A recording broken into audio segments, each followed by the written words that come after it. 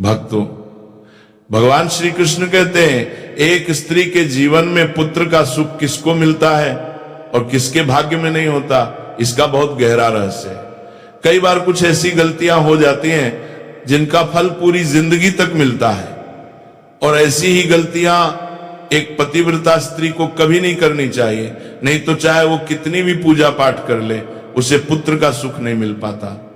अब श्री कृष्ण एक ऐसी सच्ची घटना बताते हैं जिसे सुनने के बाद आज भी अनगिनत स्त्रियों को संतान का आशीर्वाद मिला है।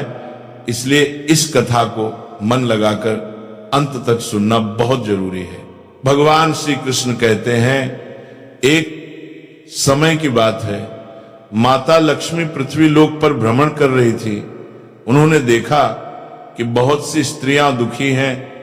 कोई कह रही थी कि उसे संतान नहीं हो रही है, कोई कह रही थी कि उसे पुत्र नहीं मिल रहा है।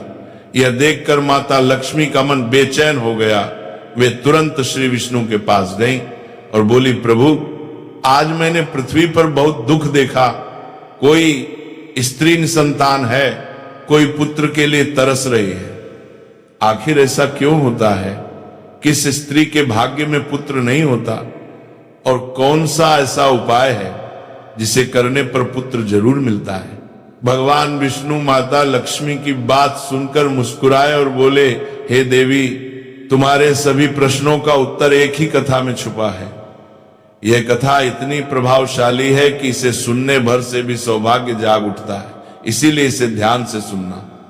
यह कथा केवल एक कहानी नहीं बल्कि पूरे पृथ्वी लोक के लिए एक वरदान के समान है। माता लक्ष्मी उत्साहित होकर बोली, प्रभु, मैं पूरी श्रद्धा के साथ सुनने को तैयार हूं। कृपया तुरंत कथा आरंभ कीजिए। चाहे कुछ भी हो जाए, मैं इसे पूरा सुनकर ही उठूंगी। भगवान विष्णु ने कथा प्रारंभ की। एक गांव में एक बहुत बड़ा सेठ रहता था।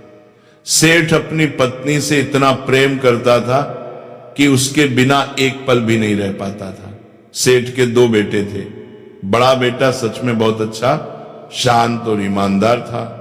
उसकी पत्नी भी बेहद संस्कारी, मेहनती और सेवा भाव वाली थी।